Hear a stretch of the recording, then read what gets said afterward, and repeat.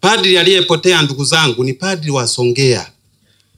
Kwa asili ni padri wa Songea, lakini anafanya kazi katika jimbo hili. Kwa muda aliopo, kwa muda huu ni padri wa Mwanza.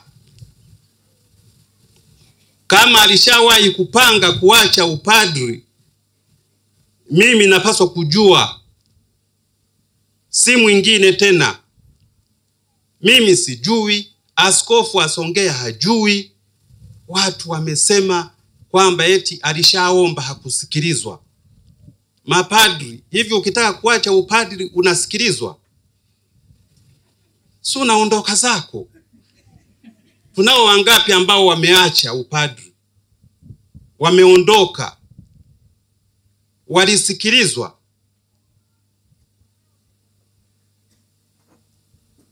Badala ya kupata maneno ya kututia moyo, tusikate tamaa, tunapewa maneno ya maudhi, tunaudhiwa. Tunapofungua parokia zetu hizi, tuombe, tusali, tuombe amani. Mwenyezi Mungu atujalie nchi yetu iwe na amani, na viongozi wetu watafute fursa ya kutia moyo na kulifariji taifa. Taifa limegawanyika, taifa lina mahangaiko.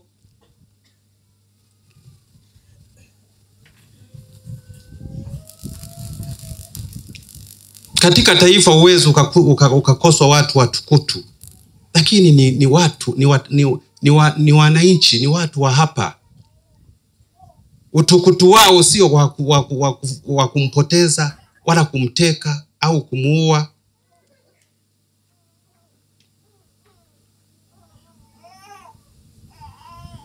Leo tunatembea huko hatujiamini. Watanzania tulikuwa tunaheshimika katika ulimwengu, tunaheshimika. Wapo wanaoniuliza, sasa nyie mkiwa hivi itakuwaje sasa? Tutakimbilia wapi? Hapa tunaanza kufanyana hivyo. Sababu ya nini?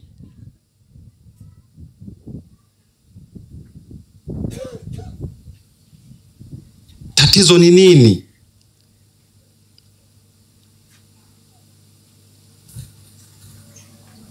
Tunahitaji kweli amani, lakini tutambue kwamba kama tunatafuta amani, lazima iwepo haki. Kuitafuta na kuipata amani pasipo haki ni uongo. Haki lazima iwepo ili tujue asiyeipenda haki ni nani. Huyo ndio tutakayesema anasababisha fujo. Lakini haki ikiwepo kabisa, amani lazima iwepo tu. Tumuombe Mwenyezi Mungu atusaidie taifa letu liwe ni taifa la haki, na hivyo tuiishi amani tuliyokuwa tumeizoea, na amani itatufanya tuwe huru.